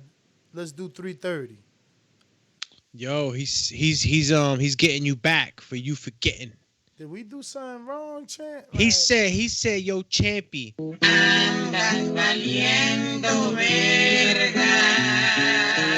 Listen, the only thing that we did is try to interview a man that's getting his fighter ready for the biggest fight of his life. He's busy, y'all. You know, Yeah, I always he's busy. overthink It's the things. biggest fight of his life, and probably in boxing this year. I'm always overthinking things, gentlemen. You know he's busy. Are you not entertained? I don't know. That's why I picked a good topic, just in case that happened. This is why I don't title the topics like Live with Tiffimo Lilba Sr. We got... Hey, I'm not surprised, motherfuckers. I know. Yo, we got a super chat. You got it? You got it. Africa's home. People moving the goalpost a bit for Bud. Brook is a good fight. If Brook has anything left, that is. If Brook has anything left. Oh, wait. I mean, if there's an if, then there's an issue, but whatever. Yo, but look, Africa's home. You know my man just said he's the Terminator. Yes. That's it. It's over. This is how we're selling the fight. Bounce off and hurt hands. That was the John that's all I Connor needed. versus the Terminator is over. I just want to say to Izzy, I'm putting at least a little $5 on that Pulev in 3. I swear. Don't let me forget. Remember that day is the day that you definitely need to be like, yo, Pulev in 3, Ness. Don't forget. For real. Excuse me. Imagine he has like that magazine from Back to the Future and shit. Oh, what was the name of that, yo? That was my movie. The little almanac. Yo, the almanac. Yo, now that what's this place? Netflix did that, man. They need to do it again, right? Like now that they brought back like the Karate Kid, they should bring back like a Back to the Future series, bro. Like, let's do it. I'm down. Down. The skateboarder look a lot better. So down. Let's see. We got Brandon said he's ready, right? We never Plus 2,000 odds on that third round Pulev. Damn. What that fire gonna turn into? Did we ever get to Brandon? Am I tripping? I think we cut out because we couldn't. What up, champ? Man, hanging in there. Yeah, I ain't got too much on this topic. It's, it was pretty much what we expected. I got Bud in like 6 or 7 rounds. Stoppage. Francis, shout out to you. You made some good points for, like you said, Errol, your favorite fighter, but you pointed some shit out that I didn't even remember. You know, that IBF 10 pounds that will benefit Brook, make it a better fight. Brook is 3-0 with 2 knockouts since his last loss, so he is coming off. He is coming off, 3 straight wins, 2 knockouts. So I think he should be in good shape. It'll be a decent fight, but while it lasts anyway. But yeah, like I said, I really ain't got too much to say about this. Y'all take it easy, man. I appreciate it. Thank you. I appreciate it. Majid, what up?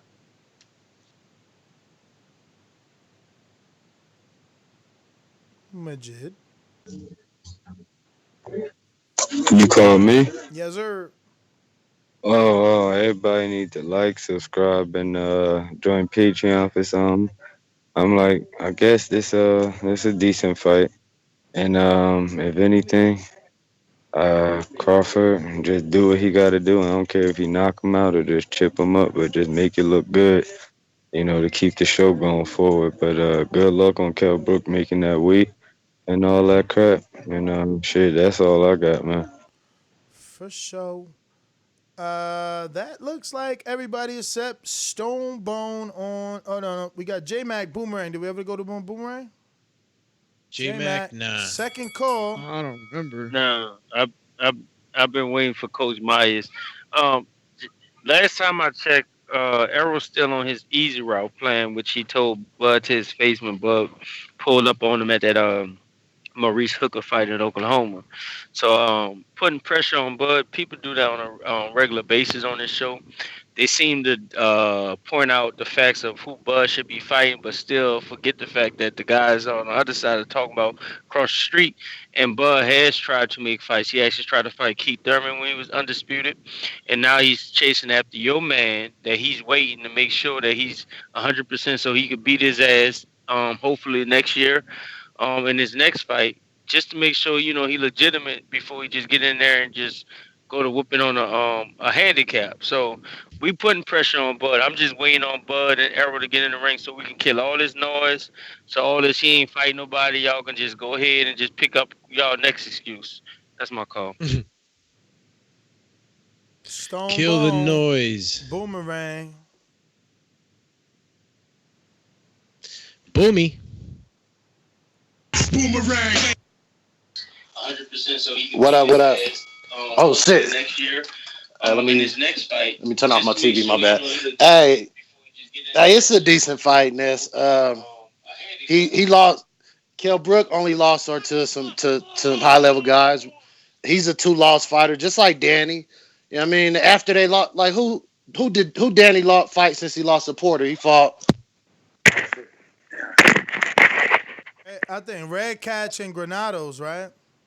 Yeah, a 140 pounder and a 135 pounder. So at least Kell Brook has fought decent names in the 54 pounds. Zarafa talking about fighting Tim Tszyu right now. So I mean they both have come off 2-loss type fighters. So I would think Danny is the better opponent just because he's a welterweight right now. I don't say that is that great leap between a Danny Garcia and a Kell Brook as opponents. Danny Garcia is a multiple loss. He's lost to Keith Brook. Kell Brook lost to Sean Porter, who beat Danny Garcia, who beat guys already that you were excited that Earl beat. So we got to be realistic about it. But still stop him. I'm gonna go 9 since that seems to be a number he's stopping a lot of guys in. And I look at Kell Brook in the same vein as Jeff Horn, big guys. Kell Brook a better boxer, but he still gets stopped in 9, just like wrestling. Hey, Nash, that's why you got to listen to my point. Hold on. That's why you got to listen to my point about the weigh-ins that I seen today between Jamel Charlo and Jason Rosario. I mean, both look cut up, but just size different. Rosario just looks bigger. And if he can come in with that 23, 24-year-old bounce in his step, it might be a really interesting fight because I don't know if Jamel has fought a fighter that was bigger than him that got the punching power and can move athletically. But anyway, that's just my thought. Counterpunch, Mr. PBC. Yo. Man, PVC, baby, man, this weekend's about to go hard. If you ain't buying pay-per-view, man, you're stupid. This Kell Brook fight, I got Kell Brook and not no hate shit or nothing like that. I like his style. He proved a lot to me, and I would also like to see what Bud got to do. I mean, I went to the Terence Bud Crawford Church, sat down, listened in, see what they got to say. I mean, I want to see what they talking about. You know, there's no hate, nothing like that. People need to get off that. I respect all fighters. I want to see everybody get money. But, you know, this weekend's going to be popping. And that's what's up, you know. I hope Kell Brook does what he got to do, and Bud got to do what they got to do. Let's see if that chin can hold up, and let's see if that eye can hold up. This is the hold-up fight. Let's see what hold up. That is everyone, ladies and gents. Any counterpunches from Coach Myers there, I believe? I mean, super chats. There's super chats. Yeah, there's a few of them. Let me get to them. Eric Cruz, and Actually, he says, we got another call. World Eater, I'm sorry. "Oh, World Eater, what's up with World Eater, aka? Come on, give us the other one, Stormbringer." Yeah, that is his other name. Let's go, champ. You gonna read the super chat from Coach Myers? No, I thought you were going to take the call first, but I'll start with Eric Cruz. Says Enrique's cousin is a great addition to the show. That's Francis. Oh, Francis. Oh, they've been calling me that in the chat all day. Word, have they? Enrique's They've been cousin. saying that shit the whole freaking episode. I don't see it. I've been saying that since yesterday. Coach Myers comes on and says, if Earl is taking the easy road with Danny, Sean, and Mikey, then what road is Brooke on? Well, what road is that? I mean, Bud. Coach Meyer, come back. What road is Bud on? So if Earl is taking the easy road with Danny, Sean, and Mikey, then what road is Bud on? That's what Coach Myers meant to say. Well, what does he mean by that? Danny, Sean, Mikey. Well, yeah, that's not an easy road, man. Yeah. I already know that. Even with Mikey, like, even though, like, you know, a lot of people felt the same way as Ness. Like, okay, like, what the hell is this? You know, we already know what we're going to get. But, you know, the fight turned out competitive, and Mikey was always a dog in that fight, regardless of what people might have. Nasty. Counterpunch CYP. Yo, I noticed my man Francis said that I don't know if Charles ever saw anybody as big and athletic as what the hell you call Harrison. Harrison's 6'1", just as big, and he athletic as hell, longer, all of that. Now you say, well, what about power? I said, no, I think you're confused about who has more knockouts and a higher knockout percentage, Rosario or Harrison. That's Harrison again. So don't be the lazy dude on this show. We need somebody like Mario with some grit. Like, Mario is smart, but he ain't got no grit. Sometimes he back down. But if you could be the guy who don't back down and get your grit on, then they'll hear less of me. This shit, I can save myself some money. That's CYP's advice. CYP out. Anno, talk to me. Ladies and gentlemen, I'd like to introduce to you a young fella, and he comes from the Magnolia.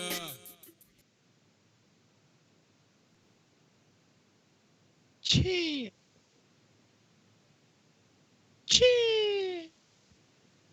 All right, we're going to World Eater. Yo, remember it's alphabetical order, World Eater, so it's by accident that you're last.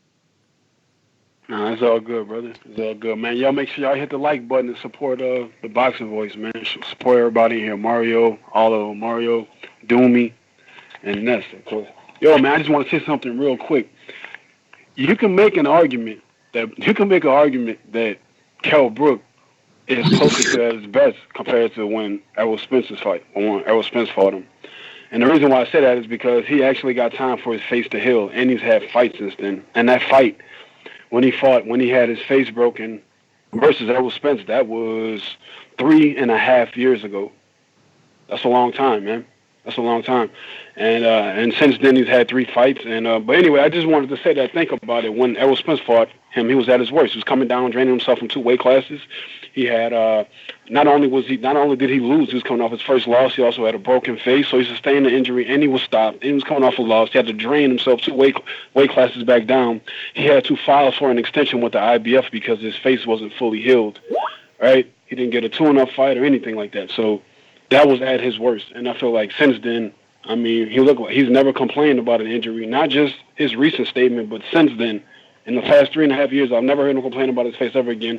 He's fought bigger guys, stronger guys than Bud, maybe even hit harder, and he's been fine. And he's won all 3 of those fights. So, in my humble opinion, I feel like it's a different story. I think he may actually be healthier now than he was back then. But that's all I had to say, man. And that is your daily Bud protection report from World Eater. That was like totally unnecessary. What? Come on, man. He totally made a case for not only this being a good fight, but for this being a better version of Kell. Not that it isn't a legitimate case or, look. But, yeah.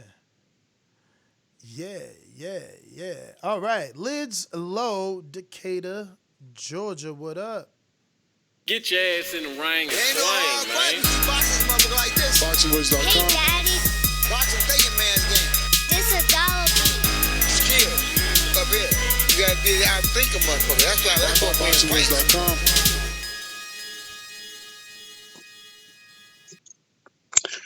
TVV was happening once again, fellas. How y'all feel? All good. Good stuff, man. Good stuff. Man, shout out to the pound for pound king, Bud Crawford. We're going to give y'all folks what y'all want, some entertainment. It's Kell Brook that's going to be there this time. And shout out to Stone Bone. Shout out about it. Stone Bone say 8 or 9. I'm gonna say 6 or 7. And I know this. You don't see him stopping. I get it. No, I do see him stopping it. I do see him getting a stop. It's just not that early. Just not that. I'm going 6 or 7, and I'm staying strong. I said it on my last call. I'm gonna say it until the fight happens. And so I'm ready to see my boy Bud do his thing. I know he been out the ring. He ready. And matter of fact, he put up a post saying how he had a friend that came and called him, asked him what he was doing. He was like, shit, playing the game. He told him get his ass to let go run. So shout out to Bud for stay keeping it crunk, even when his folk come to him and tell him let's get it cracked. So once again, pound for pound king Bud Crawford gonna take this thing in 6 or 7. And what's the boy Jared Lloyd? I ain't heard him in a while. Where you playing? Yeah, man. Shout out to Jared Lloyd. Yeah, I'm out hope everything's all right. I think Intrigue's been busy. I mean, Jared Lloyd. I'm just playing. Oh shit, you're right. No Jared Lloyd or Intrigue, but no, they're definitely 2 different people. Yo, they are. Yo, Ness, listen, let me answer CYP real quick. Listen, nobody said anything about Jason Rosario being taller than Tony Harrison. I said looks bigger, means that he looks thicker at his size, like he put on, like he's carrying the weight very well. And he is known to be a more bigger puncher than a Tony Harrison. So with the size and the athleticism and the power, it's interesting to see exactly what he's going to do. Look how he walked down Julian Williams. You know what I'm saying? So to speak, he literally walked him down. So that's my take on that particular situation. Just answer, and we can move forward.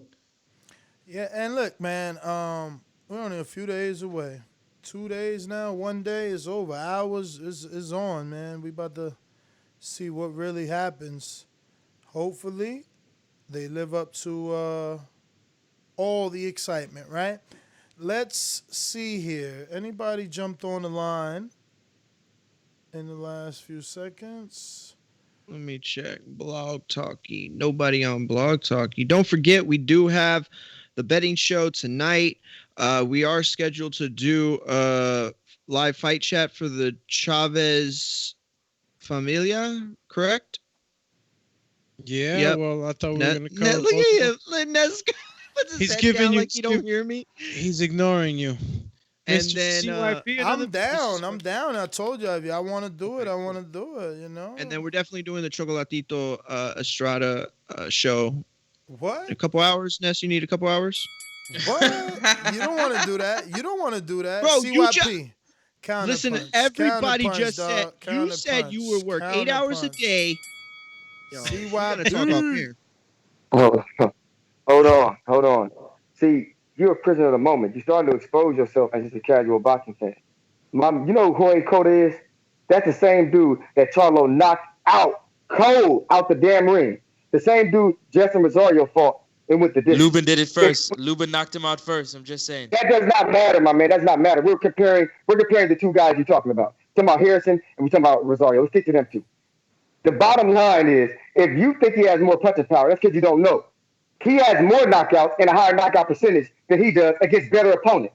So this notion that people consider him a bigger puncher than Harrison, no, they don't. They don't even know Rosario. All they know is that he beat Williams. They don't know nothing else about that man. If they did, they wouldn't think 67% is a high knockout rate. It's not. 67% is not high for Harrison, nor is it high for Rosario. No, my man, you're making up stuff to make the fight better. I get it. You pumping the fight, but nobody knows nothing about Rosario. No, they don't. He ain't no hard fight.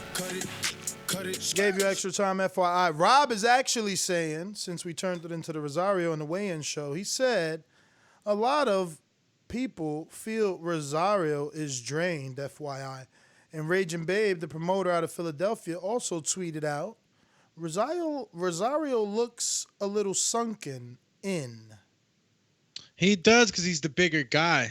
And I'll screen share the picture that she chose, which he does. Wow. But I mean, this has to be before the weigh-in. So Can you imagine after the weigh-in when he rehydrates? He's got to get the opportunity to rehydrate because this definitely looks before weigh-in. Charlo, on the other hand, looks like a lion ready to freaking pounce on his prey. Listen, here's the problem, though. Here's the problem. And this is where I think CYP is coming from because, remember, this is a man who, has trained people. So, the problem with being the bigger guy and dropping that weight is you can do that, rehydrate, but how much did it take out of you to make that fight initially? Sometimes you don't bounce back the way that you would hope, and it's all about understanding the body. That's why you got to have such a big team because that's the fight right there for most fighters is, do you get to the weight and does it affect you come fight night? Stamina, strength, even speed to a certain degree can all be affected by a bad weight cut. So, that's going to be one of the narratives heading into it. And it's going to be fun to watch. Call you fun to watch. Let me get to this super chat real quick. Super chatty. You got my man, Coach Myers says, Ness, you seen my message on IG. I need in on boxing bars, bro. Damn, Coach Myers making a debut. Yo, Ness Heyman keeping it under wraps. Coach Myers, man. Oh man, CT stand up. Coach Myers repping. Yo, if he don't got nothing this week after I take care of my opponent Saturday, maybe Coach Myers wants me to christen him into the boxing bars. He said you will be blessed in baptized. Nah. I remember Wilder said this. Yo, I'm going to say that, Cash Weezy is running from my title contention bout. Damn. Weezy is running from the title matchup. Getting treated like Dillian White out here in boxing bars. Ness Heyman is little darling is Cash Weezy. So, I need the people to stick behind me, man, because he's running. You fighting Saturday. You just trying to look for excuses as to why your rhyme is not real. I need Cash Weezy. Who am I fighting? Cash Weezy. Yo, Ness loves him to Cash Weezy. That's his golden goose right now because he got all the numbers. Yo, he just like every other promoter. I better not hear no injury. You was my first champ. And that's why I secured you with some nice comeback fight versus Roughhouse. You doing your thing. N.O., we going to you one more time. N.O. Oh, he dropped off. All right, ladies and gentlemen, that is it. We'll be back whenever we're back. Peace. At 7 p.m. for the betting show. In 2 hours.